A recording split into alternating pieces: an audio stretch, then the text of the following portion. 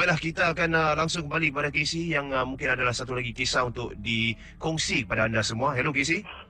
Ilza, terima kasih. Mhm. Dan pendengar Ria 897, saya akan teruskan dengan kisah selanjutnya. Dan untuk anda yang baru saja hidupkan radio anda, saya berada di luar konti dan saya ada petik dua gambar dan uploadkan di Facebook saya. Anda boleh kunjungi Facebook DJ Jarak Kisi dan ada dua gambar yang saya petik membuktikan saya memang berada benar-benar di luar konti.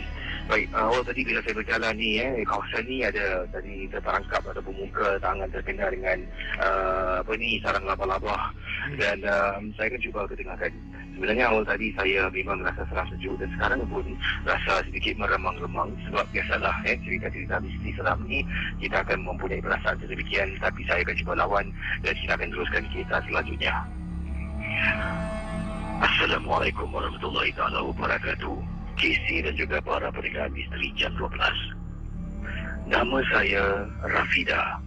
Saya ingin berkongsi bercerita satu peristiwa pengalaman yang menakutkan. Casey, seringkali Casey katakan dalam rancangan misteri jam 12 juga para pendengar tentang yang pergi takkan kembali. Saya pun percaya dengan kata-kata tersebut, dengan ajaran yang kita diberitahu, yang mati takkan kembali, yang pergi takkan kembali. Tapi kadang-kala bila terjadinya sesuatu luar dari apa yang kita tahu, ia boleh menggoncang akidah seseorang. Begitulah perkara ini terkena pada saya. Arwah bapa saya meninggal dunia waktu itu sekitar tahun 2003. Setelah arwah meninggal dunia, rumah menjadi kucak-kacir. Banyak gangguan yang berlaku. Saya belum ada cahaya mata. Belum ada cahaya mata Casey. Walaupun dah berumah tangga dengan suami selama 5 tahun, belum diberikan rezeki. Mungkin tidak ada jodoh. Jadi berbalik pada kisah, bila arwah bapa meninggal, rumah 5 bilik hanya ditinggal oleh saya dan suami saja. Ibu dah lama meninggal Casey. Sebelum ayah meninggal, lebih kurang sekitar tahun 1998 ibu saya meninggal kerana penyakit parah. Ayah saya meninggal tahun 2003. Rumah semakin sunyi. Saya seorang suri rumah sepenuh masa. Suami saya yang bertugas. Jadi rumah ni seringkali hanya saya dengan suami. Dan kadang-kala saya akan tinggal seorang bila suami ke tempat tugas. Suami saya bertugas shift malam. Apa yang berlaku pendengar Ria 897? 2 minggu selepas bapa saya meninggal dunia, seringkali ada penampakan seolah-olah macam arwah bapa. Bapa saya ni meninggal kerana penyakit asma ataupun penyakit semput yang cukup dahsyat. Nafasnya akan terjungap-jungap.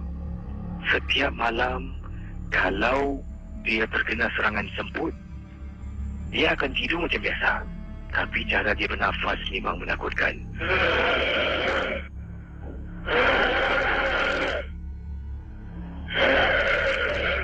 Mungkin itulah tarikan nafas yang dibuat oleh bapa kepada pendengar kita, Rafida, sebelum meninggal dunia. Jadi Casey bayangkan, 2 minggu setelah bapa saya meninggal, saya duduk dalam rumah seorang diri, sedang baring, nak lelapkan mata. Malam tu macam saya tahu akan berlakunya sesuatu yang tak benar.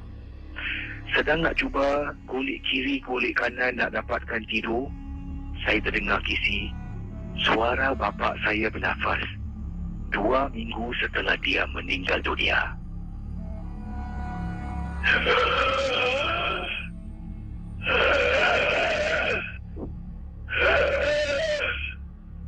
Astaghfirullahaladzim. Dalam hati bercakap, bunyi apa itu? Saya buat bodoh Casey, saya tak layan.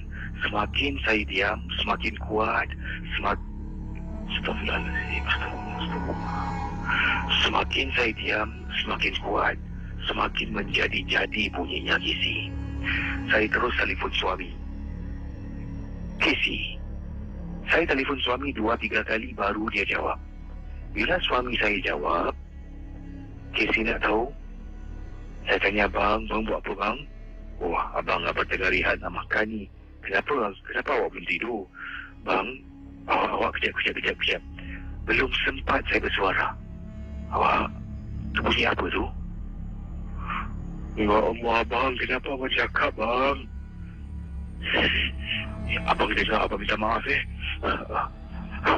Abang, saya takut, bang. Abang dengar tak bunyi tu, bang? Abang dengar. Okey, awak tutup pintu. Saya dah tutup pintu, bang. Dah buka lampu, bang. Okey, awak iPhone ada surah-surah kan?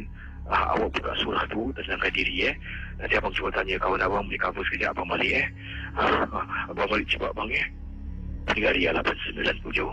Rafida menantikan suaminya pulang.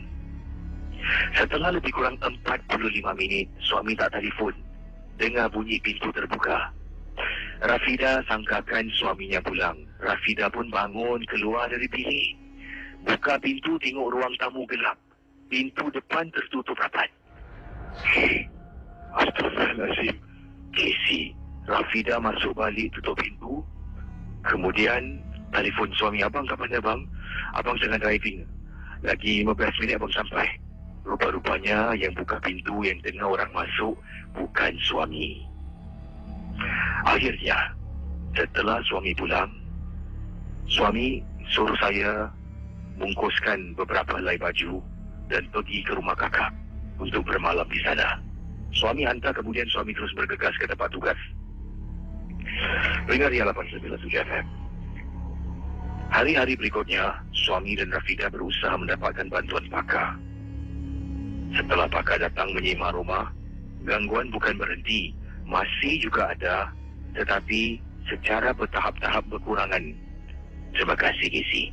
Dan juga selamat tengah malam. Banyak terima kasih Casey atas sumbangan kiriman email yang telah pun anda bacakan tadi. Anda dah puas duduk kat sana, Casey? Dah gatal dah kat luar ni. Dah gatal tu, Saya dah rasa masuklah balik. saya kena nyamuk.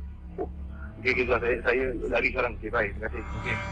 Baiklah para pendengar Misteri Jam 12. Lega sikit hati saya, Casey nak balik kat sini. Bukannya apa, sekiranya anda mendengar dengan teliti tadi, banyak sekali saya tersasul-sasul. Sebab saya ni dah berada dalam keadaan kesorangan kat sini. Dan walaupun dalam keadaan yang terang, benderang, tapi sebenarnya sejuk. Bukan kerana aircon ni saya dah lower, tapi masih sejuk. Jadi kita akan menunggukan kehadiran Casey. Saya pun macam nak pergi toilet ni, jadi saya akan putarkan sebuah lagu.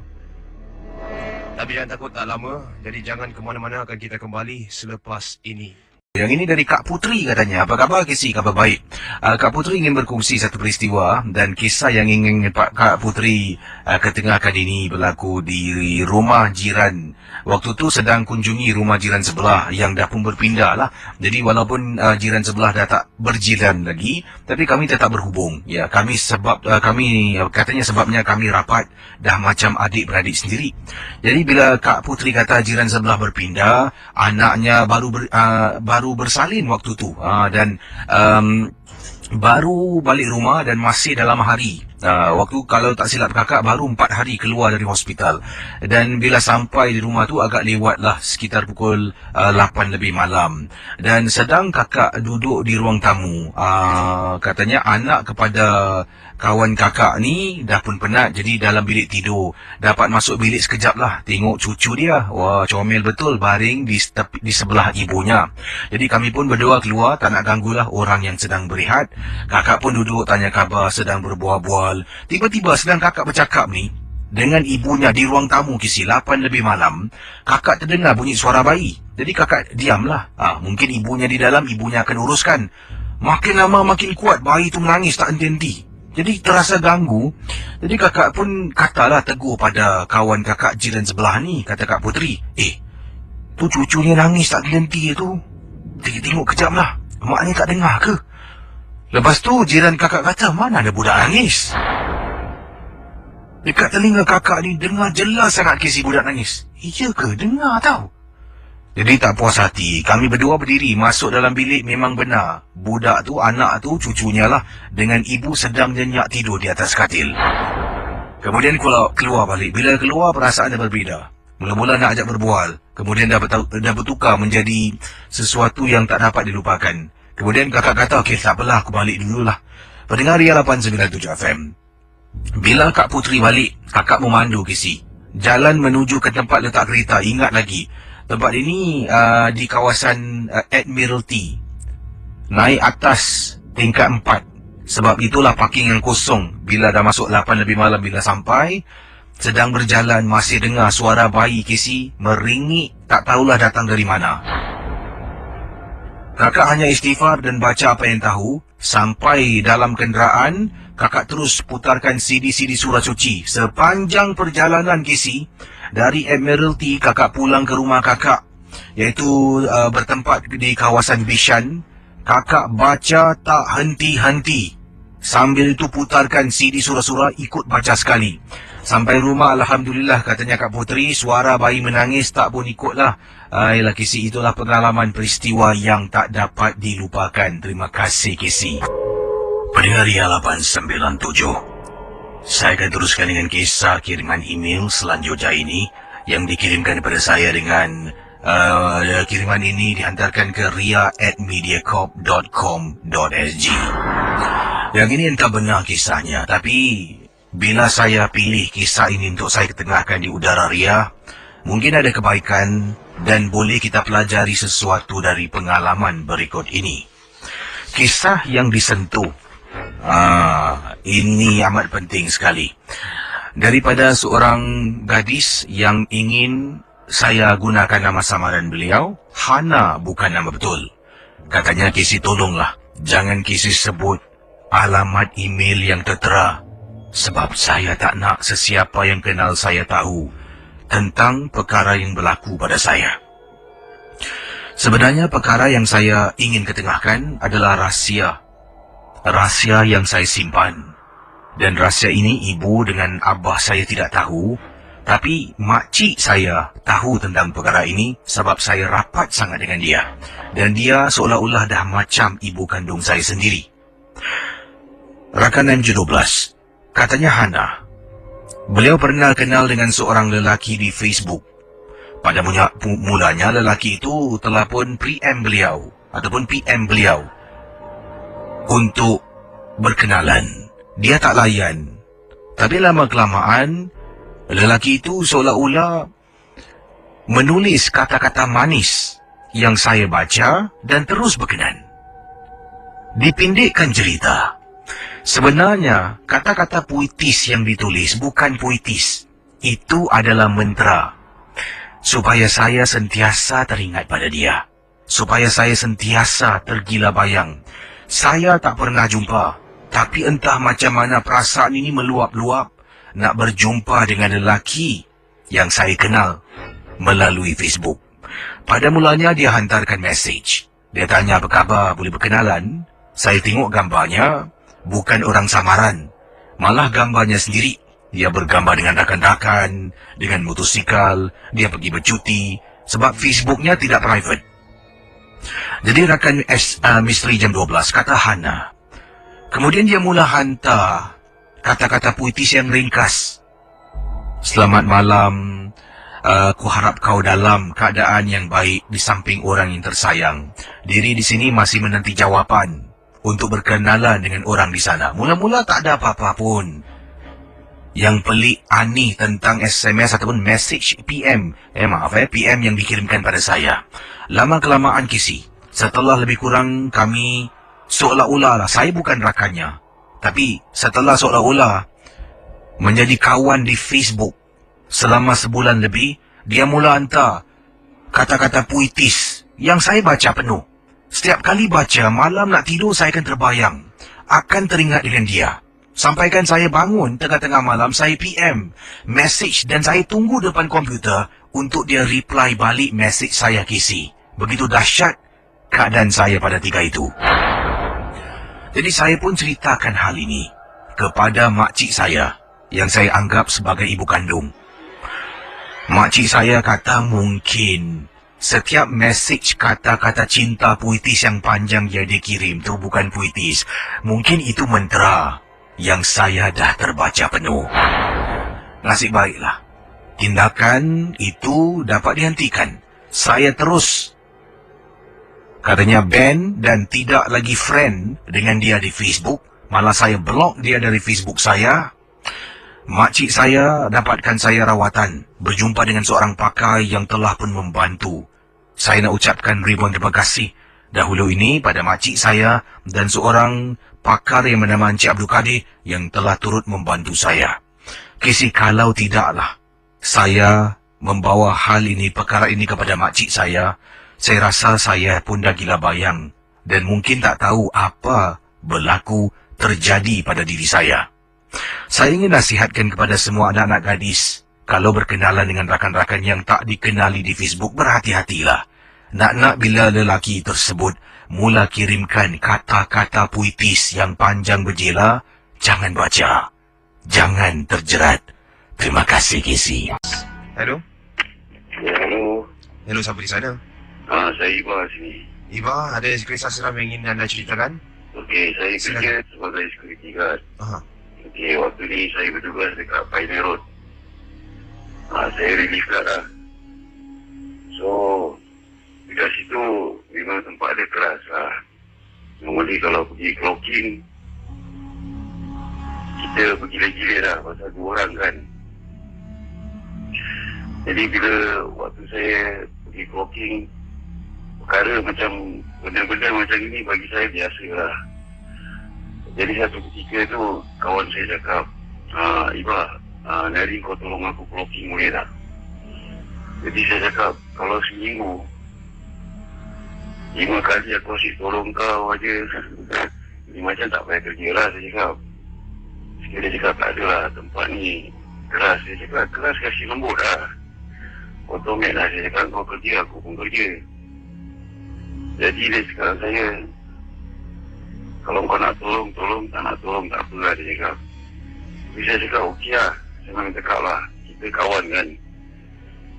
Jadi, saya cakap, aku pergi clocking, kau bayar aku gaji sudah. Sekiranya cakap, tak boleh lah, dia cakap. Jadi saya cakap, boleh lah, okey lah. Ini kali, ni kira lah, aku tolong kau lah. Jadi waktu saya dah clocking, besoknya pula, dia bikin sama cerita, dia cakap perut dia sakit pak. Sekali dia cakap okey lah, gini je lah. Aku tahu tempat ni memang biasa lah. Jadi dia cakap tak ada, aku bayar kau. Ini bukan soal bayar, saya cakap. Ini soal kerja. Jadi saya pun bingit juga kan. Dan tu nak tak nak, saya cakap okey lah, kita pergi 2 orang lah. Jadi waktu sampai dekat point nombor 4, tempat tu memang kira obvious lah. Itu kadang dia duduk, dia diri, dia apa kan. Jadi dia cakap dengan saya, okey bah, tempat ni kau tekan lah. Nanti tempat lagi tu kau tekan lah. Jadi saya cakap dengan dia, umur kau bukan budak lagi. Takkan gini macam pun lah. Dia cakap aku dah ikut kau dah bagus tau. Jadi dia cakap, okey lah, pergi sama lah. Saya tahu itu tempat memang ada lah. Cuma kita jangan kacau dia sudah kan. Jadi waktu pergi sesama tu, waktu nak tekan tu tempat itu point. Sekali dia cakap jangan. Saya dengar suara dengan dia juga tau. Dia cakap jangan. Sekali dia tengok muka saya pun tengok muka dia. Saya cakap, nak peduli kan lah tu suara apa lah. Kau macam seram-seram lah. Sekali dia cakap okey. Terus dia tekan.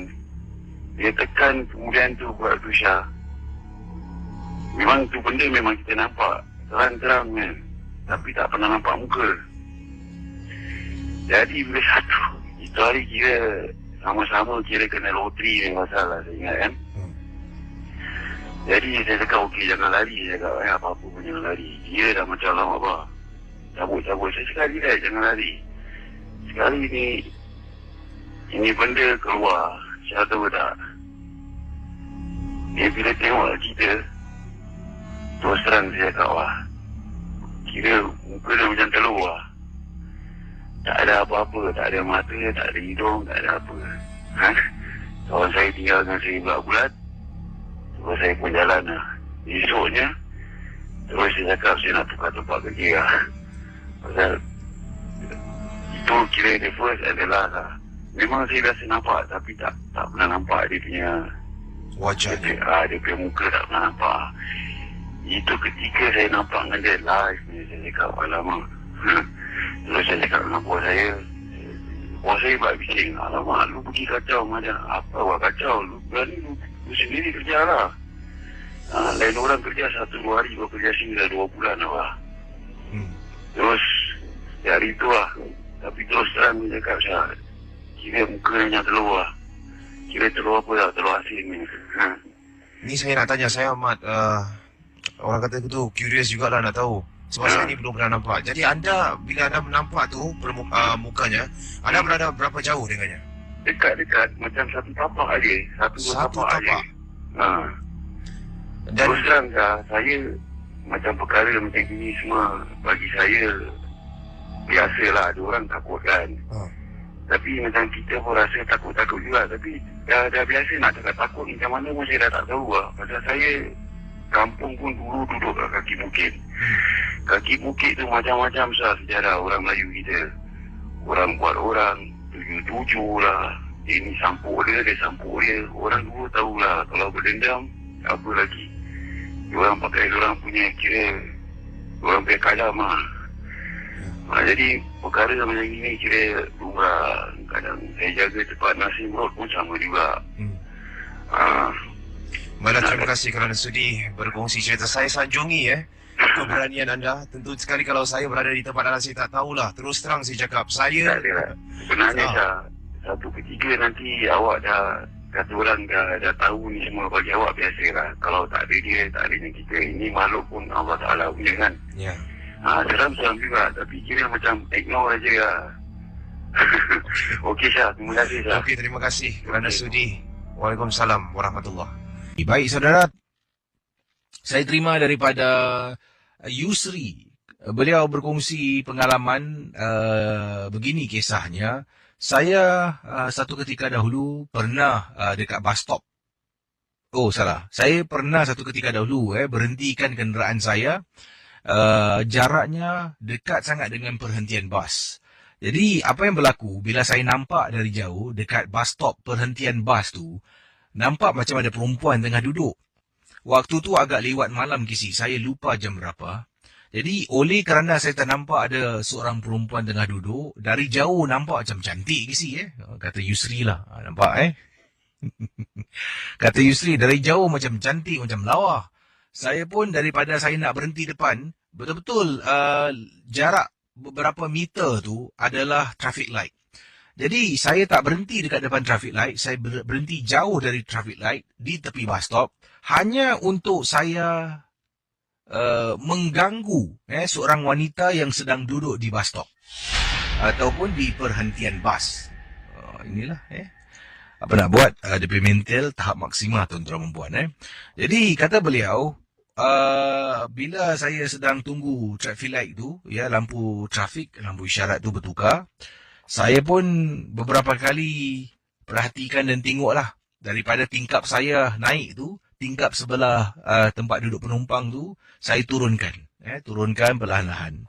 Jadi bila tingkap tu turun, saya nampak perempuan ni tengah duduk, tapi dia sedang tengok pandang bawah. Saya fikirkan dia sedang bermain dengan telefon bimbit ataupun dengan handphone lah.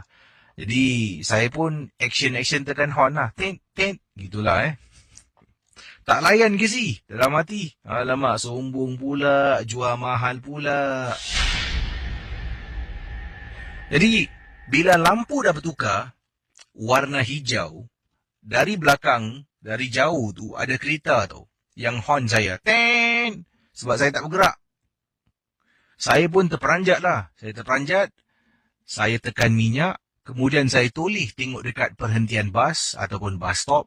Wanita yang tengah duduk saya nampak tadi yang saya konon-konon kacau, hilang kisi. Itu tak apa. Saya tercari-cari tau. Saya tengok daripada cermin. Sampaikan saya pandu perlahan-lahan. Kereta belakang overtake. Kemudian saya berhentikan kenderaan. Tekan hazard light. Sempat saya toleh ke belakang, semata-mata untuk cari ke manakah wanita tu hilang. Sebab bas pun tak ada. Kalau bas lalu, mungkin dia dah naik bas. Tapi bila saya sedang tunggu lampu trafik ataupun lampu isyarat bertukar menjadi hijau, memang tidak ada bas yang lalu. Jadi ke mana perempuan tu pergi? Tak apalah, Saya pun matikan hazard light saya terus memandu. Tengah memandu ni, turunkan tingkap, saya pun keluarkan sebatang rokok untuk merokok. Tengah pandu, saya rokok. Tiba-tiba Casey dalam kereta bau harum sangat. Harumnya semacam Casey. Dari isap rokok, saya buang rokok tu. Tangan dengan segera cari CD Casey. Masukkan dalam CD player. Kemudian saya buka suara agak kuat sedikit untuk menjadi teman sepanjang perjalanan saya.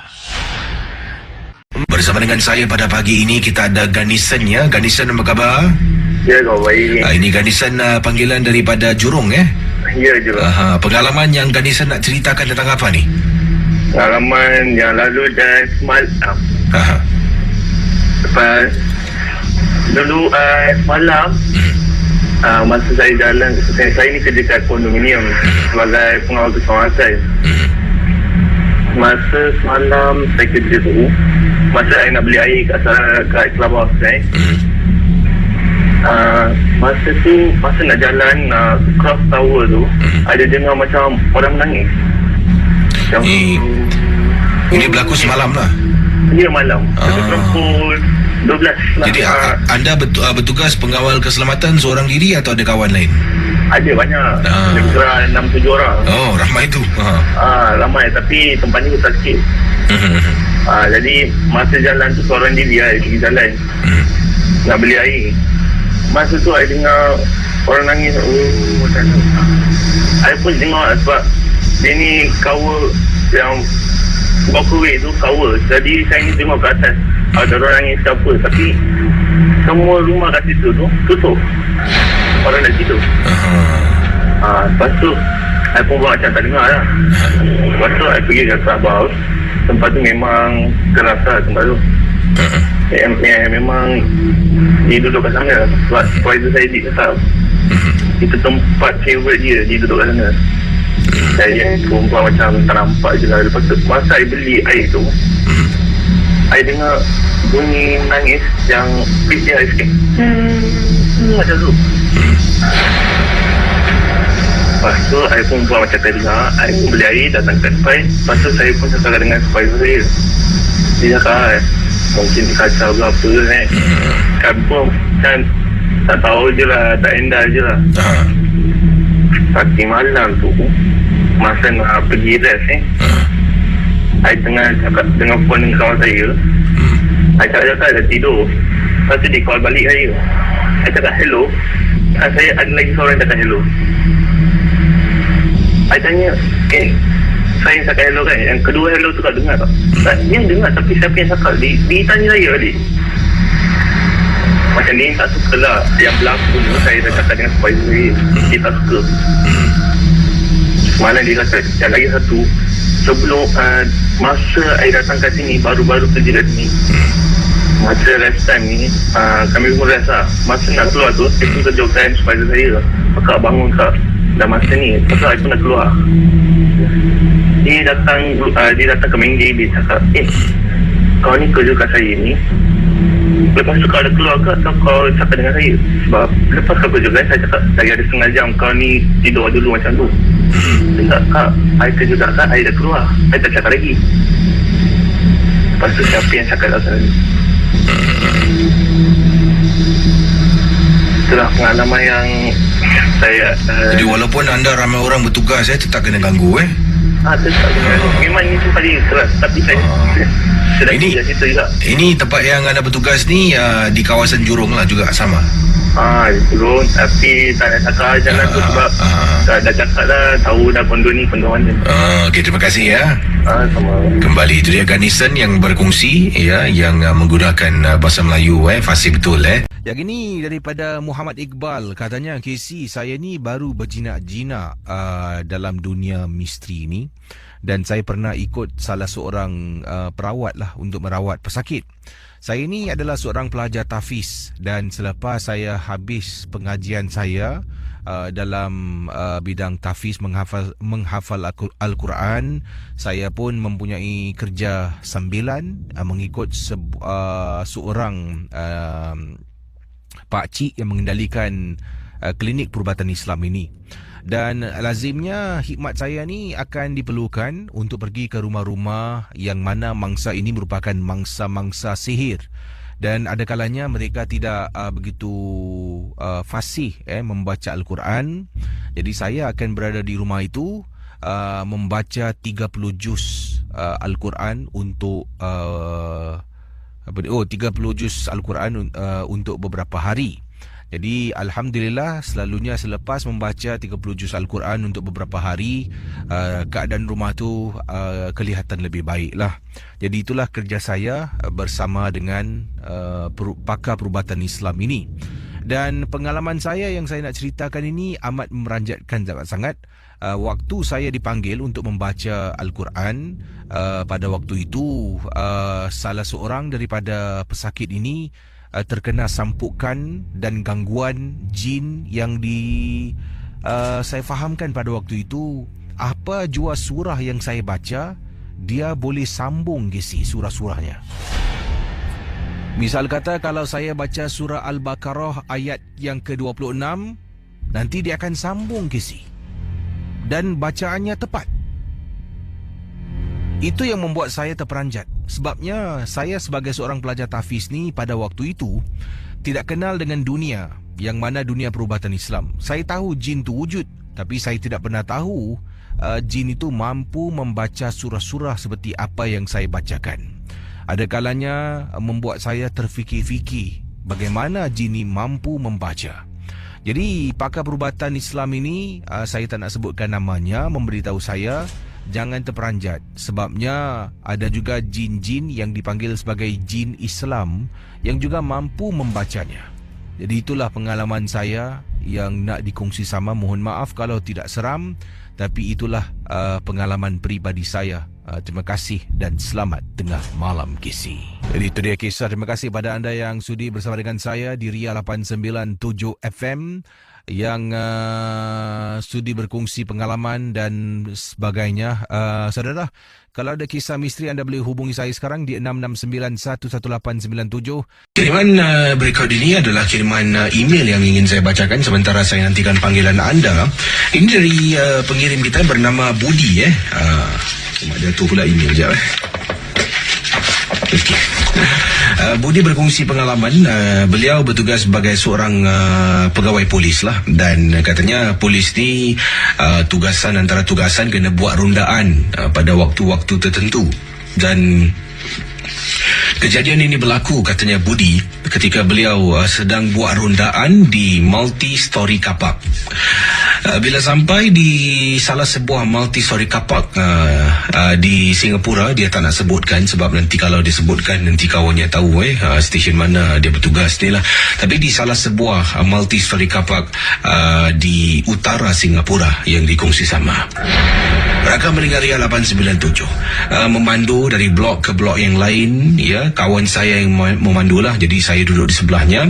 Bila naik multi-story car park, kalau tak silap saya lantai 4B ataupun 4B, saya terasa sesuatu masuk daripada pintu. Saya nampak dari jauh. Jadi saya kata kepada kawan saya, you wait here. Suruh dia tunggulah, merupakan pemandu pada malam itu. Jadi saya keluar sekejap, kawan saya tunggu. Kawan tanya kenapa? Tak, aku tadi nampak ada orang yang mencurigakan dekat masuk tangga ni lah. Dia jalan macam sesuatu yang tak kenal lah. Jadi teman saya pun kata okey lah, dia tunggu. Kemudian saya keluar dari kereta, tolak pintu bertingkat ni lah, multi-story car park ni. Dan bila saya menjenguk saja, betul-betul dekat tepi tangga kedengaran suara budak perempuan menangis.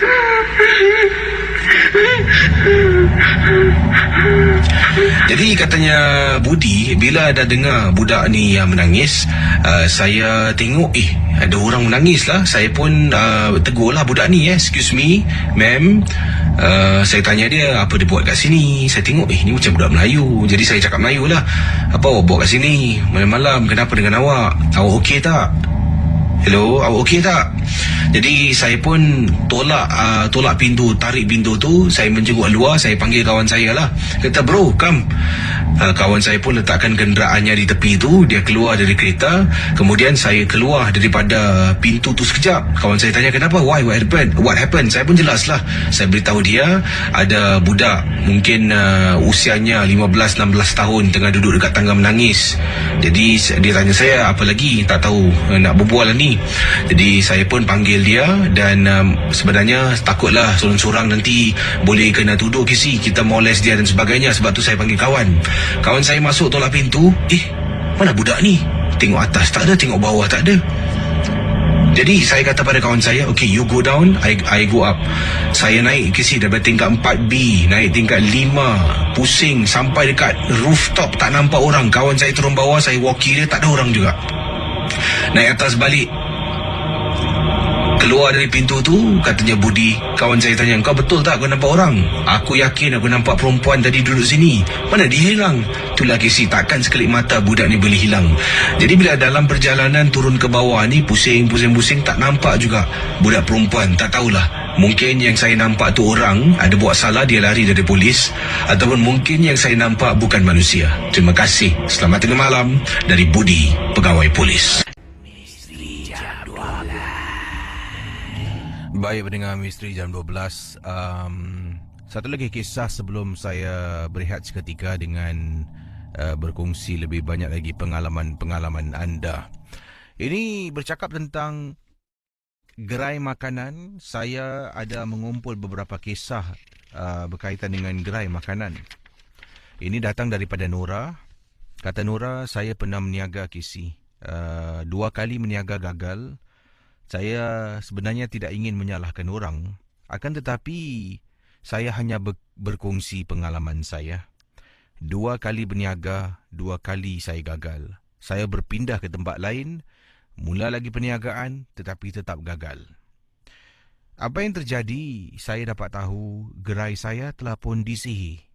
Ya, mungkin ada yang tidak boleh terima. Tidak boleh terima dalam perniagaan, pastinya ada persaingan, kata Nora.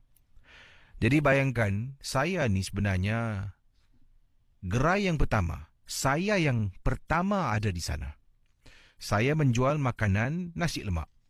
Nasi lemak saya ni alhamdulillah mendapat sambutan. Ya, lebih ramai yang datang ke gerai saya. Jadi apa yang terjadi? Ada satu lagi gerai ni, gerai orang Melayu kita yang baru dibuka. Pada mulanya tempat itu merupakan sebuah gerai yang menjual mi goreng, ya, milik orang India. Jadi selepas orang India tu mungkin tutup kedai, saya tak pasti kenapa, gerai itu diambil oleh ataupun oleh sebuah keluarga Melayu. Pada mulanya memang tidak ada apa-apa persaingan di antara kita. Saya memang tidak pernah fikir tentang persaingan. Malah pada pandangan saya, kalau dia jual nasi lemak pun sama macam saya tak boleh cakap yang dia tiru saya. Sebabnya di Singapura ni banyak lagi tempat lain pun yang menjual nasi lemak. Mungkin saya pula tiru mereka.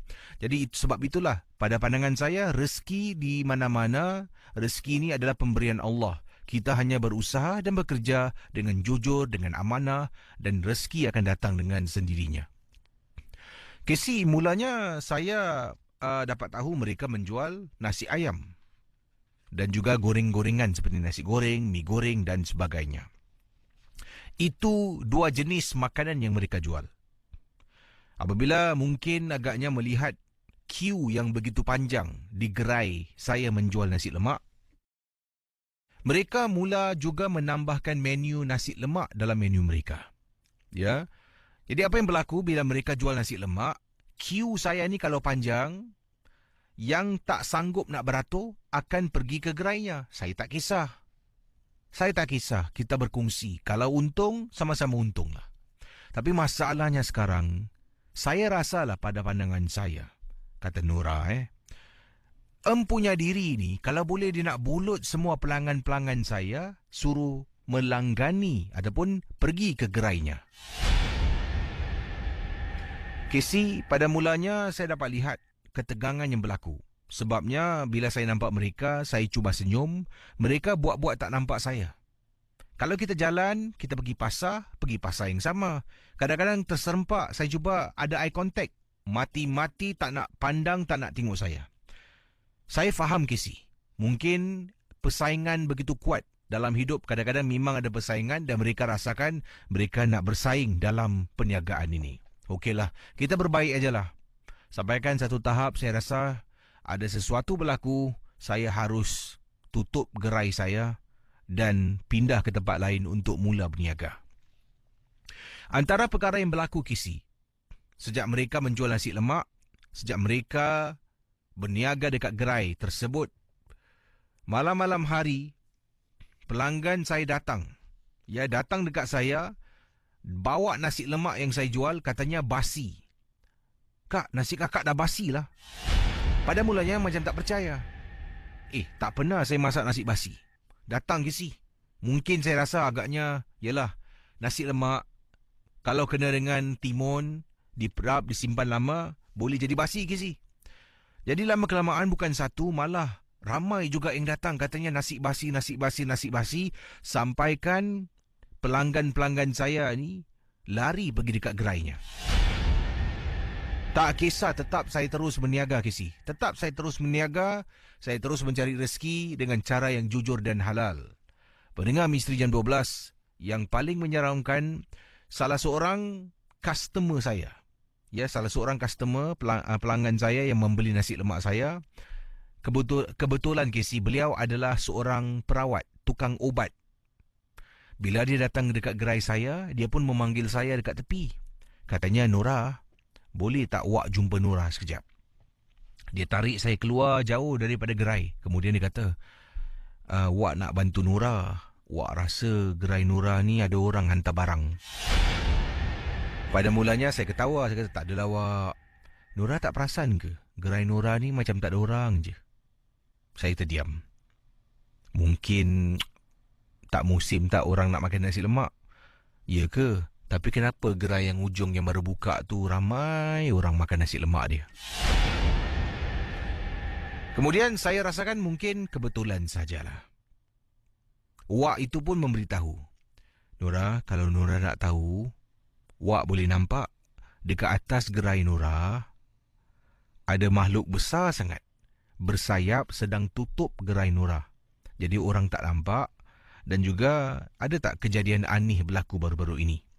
Saya pun ceritakan yang saya mendapat banyak komplain ataupun aduan daripada para pelanggan mengatakan nasi lemak yang mereka beli sudah basi.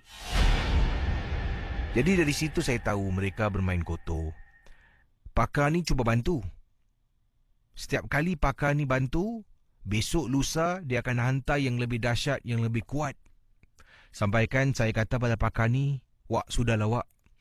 Nora rasa Nora pun dah tak bermaya nak lawan lagi. Nora akan tutup kedai dan pergi tempat lain. Casey, kali kedua buka gerai di tempat yang lain, ini pun sama juga, Casey. Sebabnya bila saya pergi ke tempat yang lain, kebetulan gerai ini menjual makanan yang agak serupa. Bila saya datang ni, konon-konon macam saya tiru menu yang dia ada. Tapi itu kepakaran saya, Casey, memasak nasi lemak. Sama perkara berlaku, sampaikan saya cakap pada diri saya dengan suami, dah lah bang, kita tak payah berniaga sudah bang.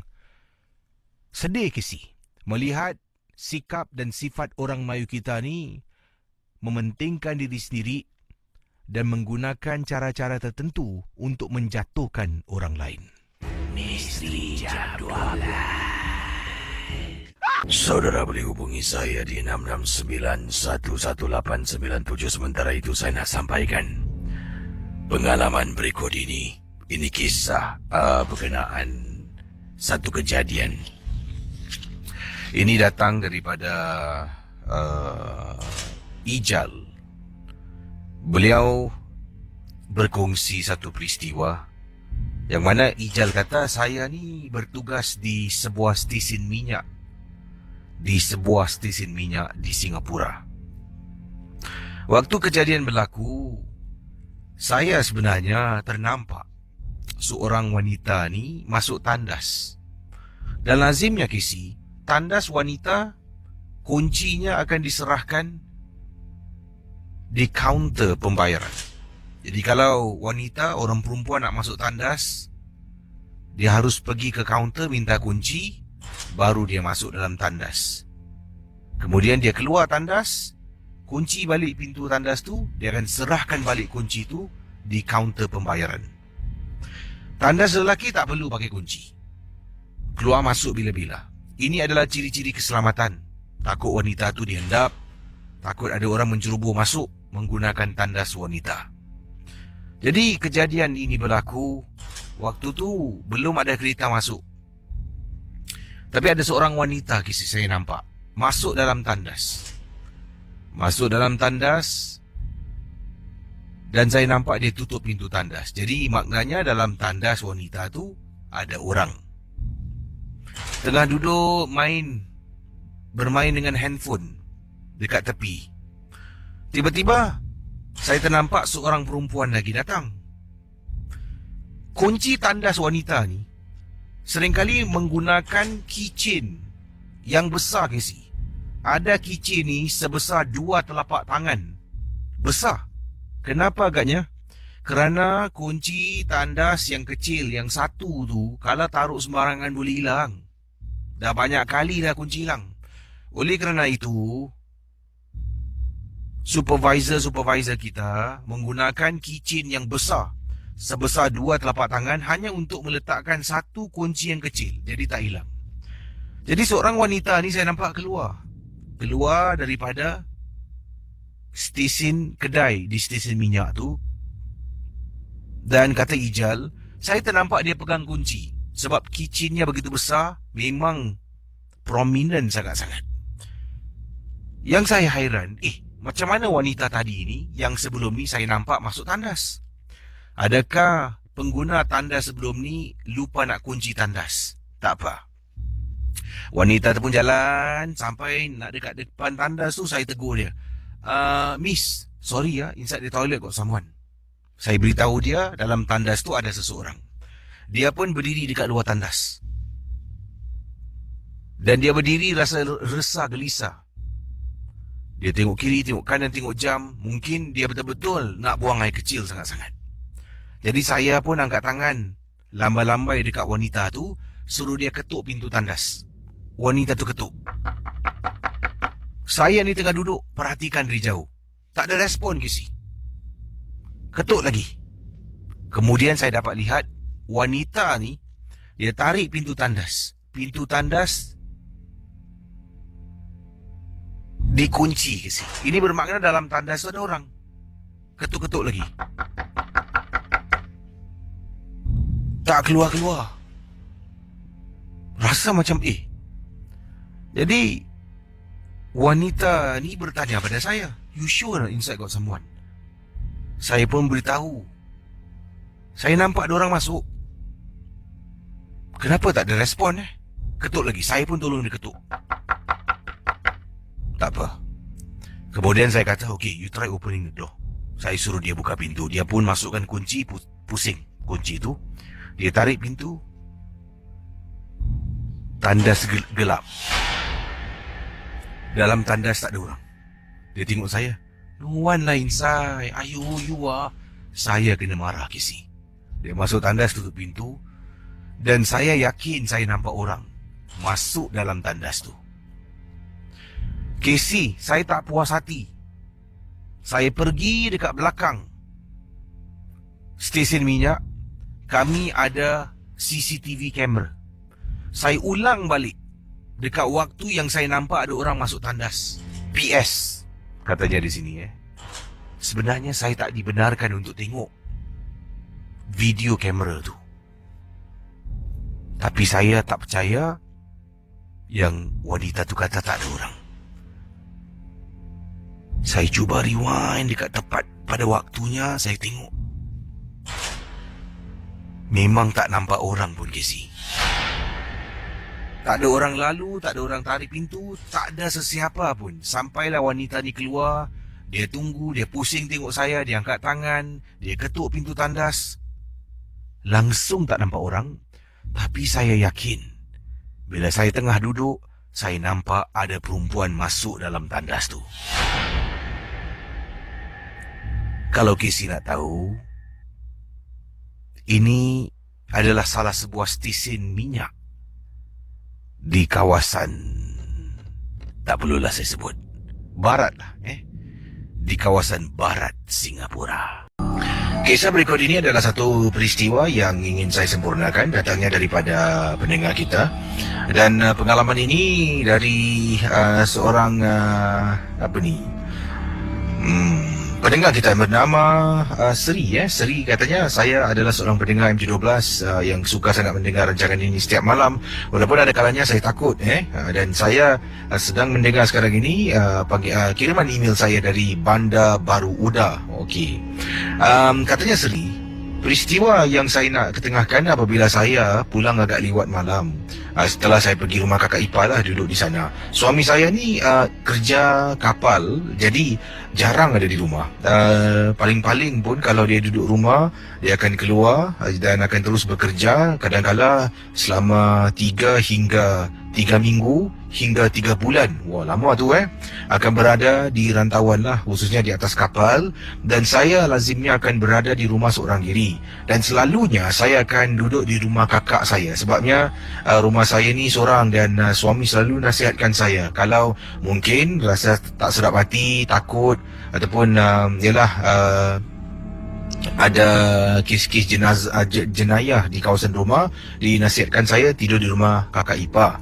Jadi malam tersebut ni saya baru saja dalam perjalanan pulang dari rumah kakak ipar saya, nak pulang ke rumah. Saya nak ambil pakaian saya lah, kerana kakak ipar tiba-tiba mengajak untuk bercuti seketika di Kuala Lumpur lah. Jadi saya ni orang Johor, kakak pun orang Johor, jadi nak bercuti ke Kuala Lumpur. Dan saya cakap okeylah, saya balik dulu ambil pakaian, dan juga saya perlu ambil barang-barang yang lain lah, sepertinya tuala mandi, dan juga saya rasa ni apa ni, okey, ni dah okey. Jadi katanya Seri, bila dalam perjalanan tu kakak ipar saya tanya, bila nak keluar tu, nak balik, kakak ipar tanya, kau nak aku teman? Jadi saya pun kata, tak apalah kak, tak payahlah, kat rumah sudah, nanti anak nak bangun cari susah pula. Okeylah. Jadi kakak ipar saya berada di rumahnya, saya pun langsung ke kenderaan, memandu dan pulang ke rumah untuk ambil barang-barang peribadi lah, untuk bercuti seketika. Suami berada di rantauan, dan itu adalah minggu yang pertama suami akan berlayar, sekitar sebulan pada ketika itu. Jadi saya pun pulang, sedang memandu dari jauh ni. Rumah saya adalah rumah teres 2 tingkat, dan berdirilah berhampiran dengan rumah-rumah jiran yang lain. Dari jauh saya memandu ni, saya perasan di atas bumbung rumah saya seperti ada orang sedang duduk tau Casey. Saya nampak dengan jelas dari jauh bumbung rumah saya seperti ada orang tengah duduk. Dan untuk pengetahuan Casey dan juga pendengar Misteri Jam 12 di Singapura, kawasan rumah saya ni di Bandar Baru Uda ni, ia merupakan beberapa estate rumah-rumah teres lah, dan merupakan satu kampung lah, kampung rumah teres ni yang dijaga oleh pengawal keselamatan. Jadi pada setiap 1 jam lebih nanti akan lihat pengawal keselamatan, security officer ataupun security guard akan menaiki golf cart. Bukan seorang, 2 orang akan naik golf cart. Mereka akan ronda dekat kawasan yang saya tinggal ni untuk menjaga keselamatan, ketenteraman kawasan itu, supaya tidak ada dimasuki perompak, pencuri, penyamun dan sebagainya lah. Jadi sedang saya memandu ni, saya ternampak ada sesuatu di atas bumbung rumah saya. Saya pun rasa macam takut tau. Dari jauh tengok macam orang Casey. Dalam hati cakap, wah mungkin burung agaknya, mungkin burung. Itu yang saya cuba terapkan dalam hati saya, dalam minda saya. Okey, ini bukan orang, ini mungkin burung dekat atas bumbung rumahku. Jadi pendengar Ria 897, katanya Seri, saya pun memandu perlahan-lahan. Pandu perlahan-lahan, di belakang saya tiba-tiba golf cart Casey. Golf cart horn saya beberapa kali. Jadi saya pun berhentikan kenderaan dekat tepi. Kemudian golf cart tu lalu tepi saya, dia berhenti. Dia kenal dengan saya. Jadi dia tanya, awak nak balik bang, saya nak ambil baju lah bang. Sebab dia tahu saya ni seorang diri. Suami saya sering belayar. Jadi dia tanya pada saya, abang rasa abang teman engkau lah abang diri kat luar pintu nak. Saya tengok abang ni, kemudian saya tengok bumbung rumah. Kena nampak kan? Saya terdiam. Bang, boleh saya tanya tak? Dah, jangan cakap apa-apa lagi. Cepat-cepat pergi. Kami memandu bersama-sama, Casey. Bayangkan golf cart tu bukan laju sangat. Saya ikut kelajuan golf cart tu. Jalan sampai depan pintu rumah. Saya keluar, buka pintu, masuk kenderaan kat dalam. Kemudian saya keluar, bang, minta tolong bang, boleh ikut saya masuk dalam tak bang? Saya buka lampu, kata saya pada pengawal keselamatan. Cepat sikit. Abang tu dongak atas. Tengok kiri, tengok kanan. Kemudian dia angkat tangan, seperti tunjuk dah tak ada. Dia angkat tangan tau, dah tak ada. Saya kata, bang tunggu. Jadi saya nak suruh dia masuk dalam, temankan saya pun susah, Casey. Saya suruh dia masuk paling-paling pun depan pagar rumah saja. Sebabnya saya ni perempuan, dia tu lelaki 2 orang. Jadi, abang tunggu sekejap abang Saya naik atas, buka lampu ruang tamu. Kemudian, bila lampu dekat tingkat 2, saya perlu naik atas dulu, baru buka lampu. Inilah masalahnya. Bila saya naik tangga rumah saya, satu persatu, tengok atas tu gelap, Casey. Gelap sangat. Sekarang bilik saya dekat tingkat atas ni. Sebelum sempat saya capai switch lampu untuk hidupkan lampu, saya ternampak, Casey. Ya Allah, Casey. Seperti kelibat seseorang masuk dalam bilik spare yang ada di rumah saya. Saya dah tak tahu nak buat apa. Saya pun baca. Sambil baca tu saya lafaz kuat. Saya baca masuk dalam bilik, buka lampu bilik, ambil baju, ambil lagi, saya turun bawah, tutup pintu. Lampu saya tak tutup. Takut, Casey. Kemudian saya keluar, pergi ke kenderaan. Saya kata pada abang pengawal keselamatan, terima kasih bang Sama-sama. Dan abang tu ceritakan pada saya, engkau ni jarang ada rumah. Rumah engkau ni selalu gelap. Sebabnya, Casey, memang betul. Saya selalu duduk rumah kakak ipar bila suami pergi belayar. Rumah engkau ni selalu gelap. Abang rasa sebab itulah dia pilih rumah engkau untuk duduk.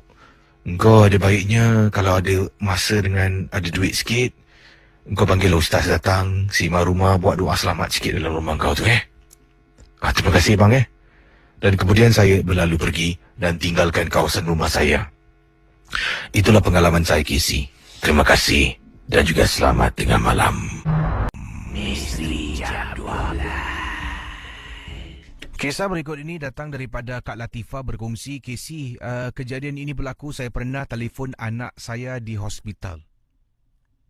Sedang saya berbual dengan dia, dalam perbualan kami, tiba-tiba seolah-olah macam ada line yang kedua masuk.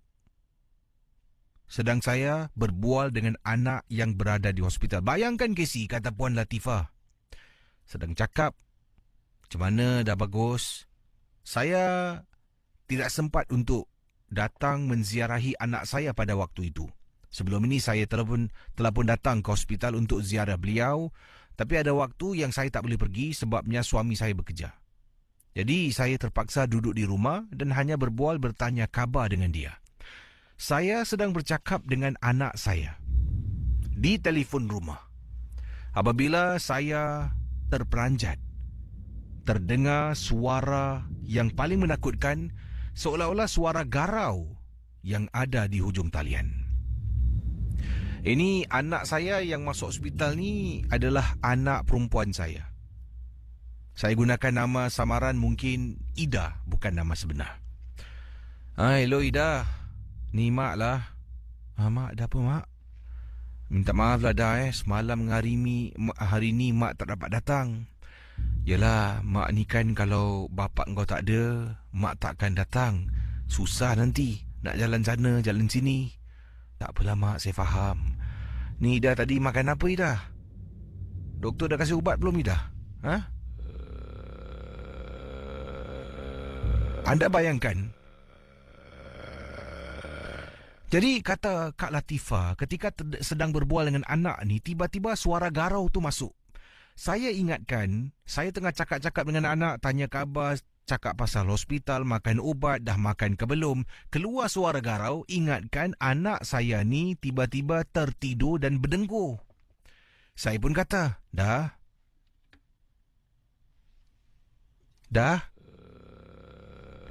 Budak ni berdengkur pula. Dah.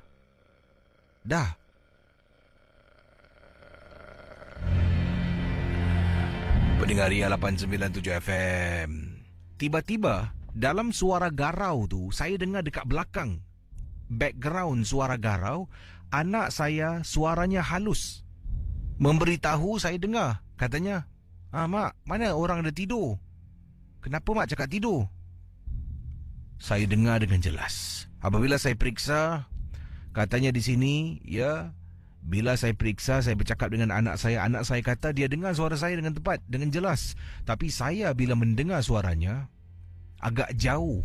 Dan kedengaran suara garau seperti dia sedang berdengkur, tidur nyenyak kisi. Malam itu perbualan saya dipendekkan. Suami pun tak ada di rumah, saya seorang diri sahaja. Saya telah pun memutarkan bacaan CD surah-surah suci dalam rumah termasuk dalam bilik tidur kisi. Begitu takutnya saya pada waktu itu. Terima kasih dan selamat tengah malam.